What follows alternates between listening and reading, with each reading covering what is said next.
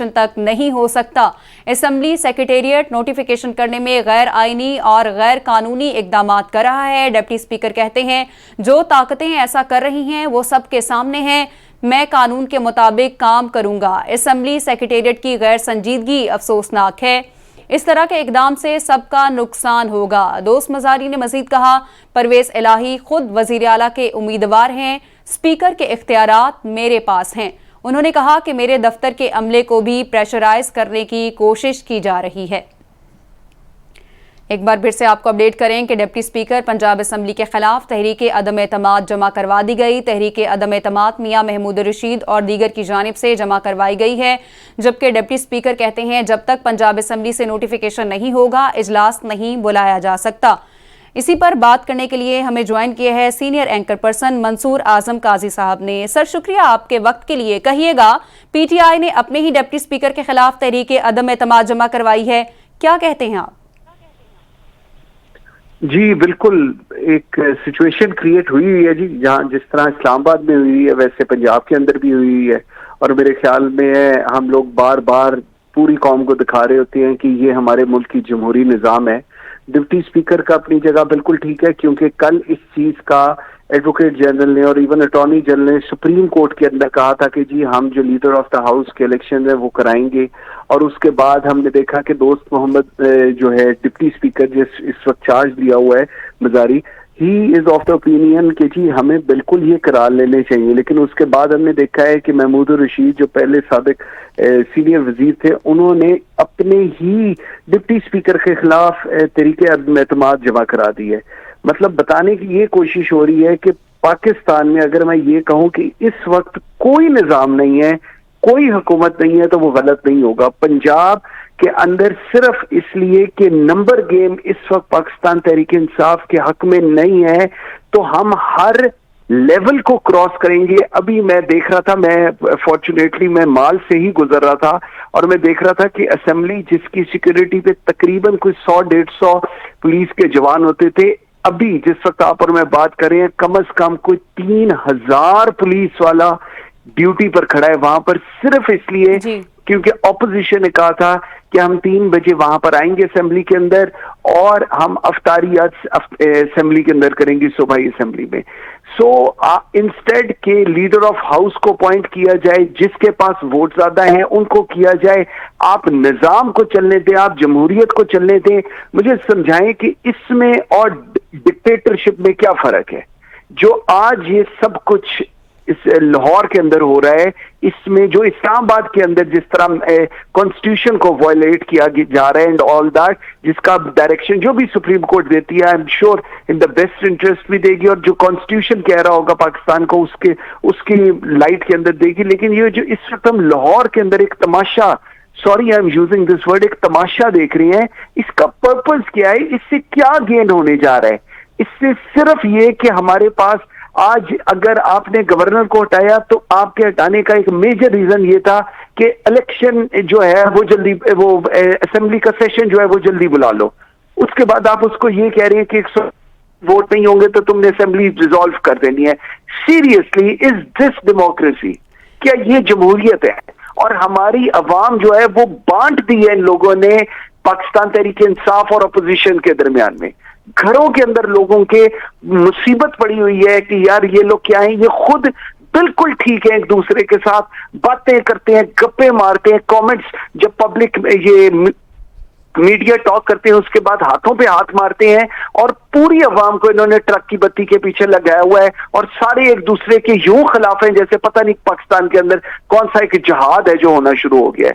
सो इस वक्त की ये जो हम इस वक्त सिचुएशन देख रहे हैं सूबाई असेंबली की, सिर्फ ये एक पावर गेम है, एक हंगर गेम है और वो जो इक्तदार का नशा है वो खत्म होने का नाम नहीं लेता इंसानों के अंदर से, जिसकी वजह से ये सब तमाशा लगा हुआ है। मंसूर आजम काजी साहब, ये कहिएगा कि अब क्या लग रहा है आपको कि पंजाब में भी वफाक के जैसी सूरत हाल हो सकती है? मामलात किस जानिब जाते दिखाई दे रहे हैं?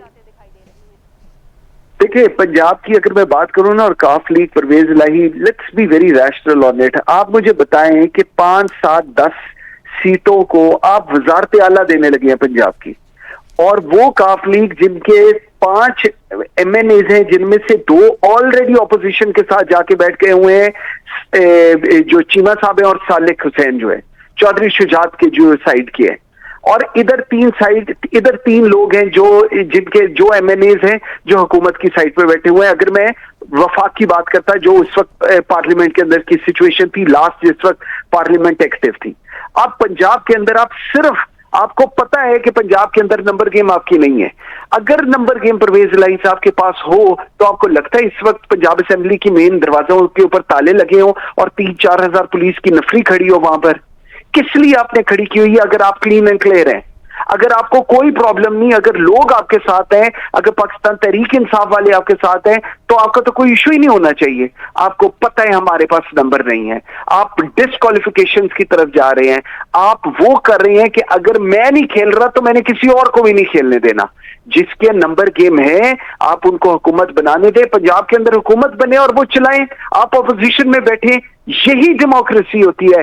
डेमोक्रेसी ये नहीं होती, ये इनको किसी ने गलत परसेप्शन दे दी है कि डेमोक्रेसी ये है कि जब तक मैं इख्तिदार में हूं मुल्क के अंदर जमहूरियत है, और जब मैं इख्तिदार में नहीं हूं मुल्क के अंदर जमहूरियत नहीं है। ये परसेप्शन गलत है इन लोगों की, और ये अंडरस्टैंडिंग इनकी इसलिए है क्योंकि इनकी ग्रूमिंग इस तरह की गई है कि तुम लोग पैदा ही हुक्मरानी के लिए हुए हो, तुम लोग हमेशा हुक्मरान रहोगे।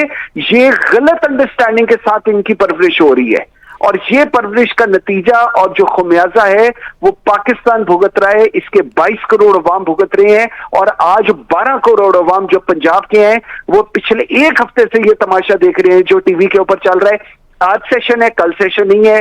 अवारी एक्सप्रेस के अंदर बंदे रखे हुए MPAs, उनके बाहर मीडिया वाले खड़े हैं, वहां से लेकर आज हम जाएंगे। बसें खड़ी की हुई हैं, असेंबली के अंदर कोई ना चला जाए, 3-4 हजार पुलिस की नफरी लगा दो। किस लिए? मुझे समझाएं कि इनके दिल में तो आपका, मेरा और इस 22 करोड़ अवाम का दुख है भाई।